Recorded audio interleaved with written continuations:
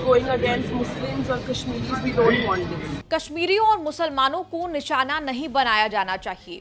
हिमांशी नरवाल, विनय नरवाल की पत्नी के ये शब्द सोशल मीडिया पर घूमते रहे। कुछ लोगों ने हिमांशी नरवाल की हिम्मत की तारीफ की कि अपने पति विनय नरवाल को खोने के बावजूद भी वो ये बात कह पा रही हैं स्पष्टता से कि कश्मीरी और मुसलमानों के खिलाफ हेट्रेड नहीं फैलाया जाना चाहिए, उन्हें निशाना नहीं बनाया जाना चाहिए। लेकिन दूसरी तरफ सोशल मीडिया पर हिमांशी नरवाल की ट्रोलिंग भी होती दिखी।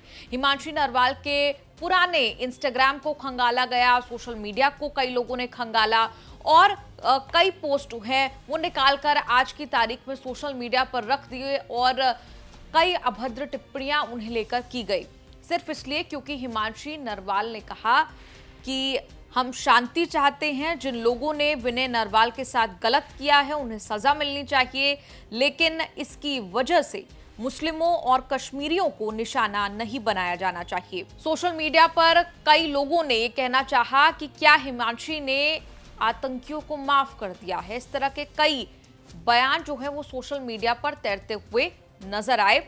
हिमांशी नरवाल की ट्रोलिंग हुई तो कई पॉलिटिकल पार्टी की तरफ से, खासतौर पर कांग्रेस की तरफ से कई ऐसे पोस्ट साझा किए गए जिसमें कहा गया कि हिमांशी नरवाल को इस तरह ट्रोल मत कीजिए। कांग्रेस की सुप्रिया सुनेत ने सोशल मीडिया पर लिखा, भाजपा ट्रोल सेना और उनके सहयोगियों द्वारा एक शहीद की विधवा के खिलाफ किया गया बेहद क्रूर हमला आपको उनकी नफरत और जहर की हद बताता है। वो एक युवा शोक संतप्त महिला हिमांशी नरवाल को सिर्फ इसलिए नहीं छोड़ना चाहते क्योंकि उसने शांति और एकता की अपील की थी।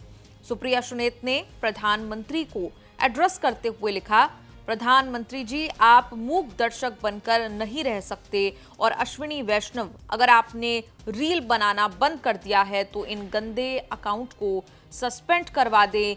ये ईविल है, ये गलत है, इसे रोकना चाहिए। ये सुप्रिया सुनेत की तरफ से सोशल मीडिया पर लिखा गया। इसके अलावा कांग्रेस के वरिष्ठ नेता दीपेंद्र हुड्डा की तरफ से भी सोशल मीडिया पर प्रतिक्रिया आई। उन्होंने लिखा, पहलगाम आतंकी हमले में शहीद हुए लेफ्टिनेंट विनय नरवाल की पत्नी हिमांशी को अब नफरती तत्वों द्वारा शांति मानवता की बात करने मात्र से निशाना बनाया जा रहा है। आतंकियों ने उनका सुहाग छीन लिया और ये नफरती शहीद परिवार की गरिमा छीनना चाहते हैं। अश्विनी वैष्णव जी, कृपया एक्शन लीजिए। ऐसे ही कांग्रेस पार्टी के सुरेंद्र राजपूत ने सोशल मीडिया पर कहा, पहलगाम के आतंकी हमले में शहीद हुए लेफ्टिनेंट विनय नरवाल की पत्नी हिमांशी नरवाल के खिलाफ जहर उगलने लोग नीच हैं, नराधम हैं, निर्लज हैं। ये नफरती चिंटू नीचता की सारी हदें पार कर चुके हैं। लानत है ऐसे लोगों पर और उनके आकाओं पर। दानिश अली की तरफ से भी सोशल मीडिया पर ऐसा ही कुछ कहा गया। दानिश अली ने सोशल मीडिया प्लेटफॉर्म एक्स पर लिखा, हिमांशी नरवाल ने एक लाइन में सभी को बेनकाब कर दिया। जिसने अपने पति को खोया उसी के खिलाफ जहर उगलना दरिंदगी है। जो सोशल मीडिया पर घटिया और गंदे आरोप फैला रहे हैं उनकी जगह जेल में होनी चाहिए। अब देखना है नरेंद्र मोदी जी देश की बेटी के साथ हैं या उसके चरित्र हनन करने वालों के साथ। आपको बता दें, हिमांशी नरवाल ने जब कहा था कि कश्मीरियों और मुसलमानों के खिलाफ उन्हें निशाना नहीं बनाया जाना चाहिए, उसके बाद सोशल मीडिया पर उनकी सराहना हुई थी। अपने पति को खोने के बावजूद हिम्मत दिखाने को लेकर सराहना हुई थी। असदुद्दीन ओवैसी, AIMM के अध्यक्ष, उन्होंने भी एक भाषण के दौरान कहा था कि हिमांशी उन लोगों को संदेश देती हैं जो हमारे देश में रहते हैं और हिंदू मुसलमान का जहर फैलाते हैं। वो कहती हैं कि उन्होंने अपने पति को खो दिया लेकिन वो मुसलमानों और कश्मीरियों के खिलाफ नफरत नहीं चाहती। ये हमारी बेटी हिमांशी का एक पैगाम देती है, हमारे देश में बसने वाले जो लोग हिंदू मुस्लिम का जहर फैला रहे हैं, वो कहती है कि मैंने अपने पति को खोया मगर मैं नहीं चाहती कि मुसलमान और कश्मीरियों के खिलाफ नफरत के मुजाहरे किए जाएं। हम उम्मीद करते हैं कि भारत सरकार हमारी इस बेटी जिसने अपने पति को खोया है उसके इस अल्फाज को याद रखेगी और देश कभी उन लोगों को माफ नहीं करेगा जो ऐसे वक्त में बजाय हम मुत्तहिद होकर इन आतंकवादियों से और इन आतंकवाद को प्रमोट करने वाले देश से मुकाबला करें, जो हमारे मुल्क में इसका फायदा उठाकर नफरत को फैलाना चाहते हैं, याद रखो, इस वक्त पर हमको नफरत नहीं, हमको अमन को और मोहब्बत को पैदा करना है ताकि हम देश को मजबूत रख सकें। और जो लोग नफरत और जहर फैला रहे हैं, याद रखो तुम एलईटी और पाकिस्तान के चेहरों पर मुस्कुराहट लेकर आ रहे हो। हम ये चाहते हैं कि इन जालिमों के चेहरों से मुस्कुराहट खत्म हो जाए। ओवैसी ने कहा कि हमें उम्मीद है कि भारत सरकार हमारी बेटी के शब्दों को याद रखेगी जिसने अपने पति को खो दिया है। याद रखें कि इस समय हमें नफरत नहीं बल्कि अमन और मोहब्बत को बढ़ावा देना है ताकि हम देश को मजबूत रख सकें। ओवैसी ने हिमांशी के बचाव में कहा कि जो लोग नफरत और जहर फैला रहे हैं उन्हें याद रखना चाहिए कि वो पाकिस्तान के चेहरों पर मुस्कुराहट ला रहे हैं। हम चाहते हैं कि इन जालिम लोगों के चेहरों से मुस्कुराहट खत्म हो जाए।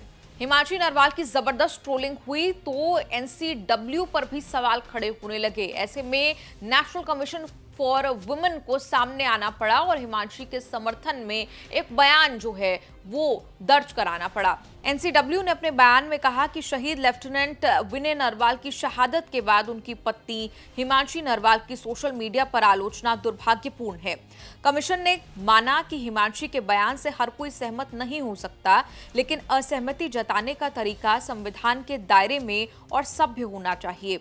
साथ ही आयोग ने यह भी याद दिलाया कि हिमांशी के पति को धर्म पूछकर गोली मारी गई, जिससे देश में गुस्सा है, लेकिन ऐसे समय में भी किसी महिला को ट्रोल करना उचित नहीं है। इसको लेकर आयोग ने कहा कि हर महिला की गरिमा और सम्मान मूल्यवान है और ऐसे राष्ट्रीय दुख के समय में भी अभिव्यक्ति का तरीका मर्यादित और मौलिक होना चाहिए। सोशल मीडिया पर भी कई तरह की प्रतिक्रियाएं जो है हिमांशी नरवाल को लेकर सामने आई। नाजिया नाम की सोशल मीडिया यूजर ने लिखा, एक विधवा के लिए ऐसी घटिया बातें सिर्फ इसलिए लिखी जा रही हैं कि उसने देश में शांति की मांग और नफरत ना फैलाने की अपील की। लानत है ऐसे घिनौने लोगों पर और तमाम सत्ता में बैठी उन महिलाओं पर जिनके मुंह से एक आवाज नहीं निकल रही। अब आपको बता देते हैं ट्रोल्स के निशाने पर आई हिमांशी नरवाल आखिर है कौन। 24 साल की हिमांशी नरवाल एक पीएचडी स्कॉलर और शिक्षिका हैं। मूल रूप से वो हरियाणा के गुरुग्राम की रहने वाली हैं। हिमांशी के पिता सुनील कुमार गुरुग्राम में एक्साइज एंड टैक्सेशन ऑफिसर हैं। उनकी माता पूनम एक हाउसवाइफ हैं। ऑनलाइन कोचिंग क्लासेस भी चलाती हैं। हिमांशी नरवाल सोशल मीडिया पर एक्टिव नजर आती हैं। अपनी इंस्टाग्राम प्रोफाइल बुलेट लवर्स और my first love is my mom पर वो लगातार पोस्ट करती हुई दिखाई देती हैं। आपको बता दें, विनय नरवाल ने 28 मार्च को शादी के लिए छुट्टी ली थी। 16 अप्रैल को मसूरी में शादी की और 19 अप्रैल को करनाल में रिसेप्शन रखा। हिमांशी और विनय ने यूरोप में हनीमून की योजना बनाई थी, लेकिन वीजा संबंधी समस्याओं के कारण इसे रद्द कर दिया गया था। इसके बजाय 21 अप्रैल को वो जम्मू कश्मीर के लिए रवाना हुए। 22 अप्रैल को पहलगाम के एक होटल में रुके। भोजन करने के बाद उस स्थान पर गए जहां पर आतंकवादियों द्वारा हमला हुआ। बता दें कि विनय को जम्मू कश्मीर से लौटने पर 1 मई को अपना 27वां जन्मदिन मनाना था। परिवार ने हनीमून से लौटने पर एक बड़ी पार्टी की योजना बनाई थी। विनय और हिमांशी को 3 मई को कोच्चि लौटना था, जहां उन्होंने एक रेस्ट हाउस बुक किया था, लेकिन ये सब हो ना पाया क्योंकि विनय नरवाल की आतंकवादियों द्वारा हत्या कर दी गई। इस पूरी रिपोर्ट पर आपका क्या कुछ कहना है? कमेंट्स में लिखकर अपनी राय जरूर दें और देखते रहिए न्यूज़ तक।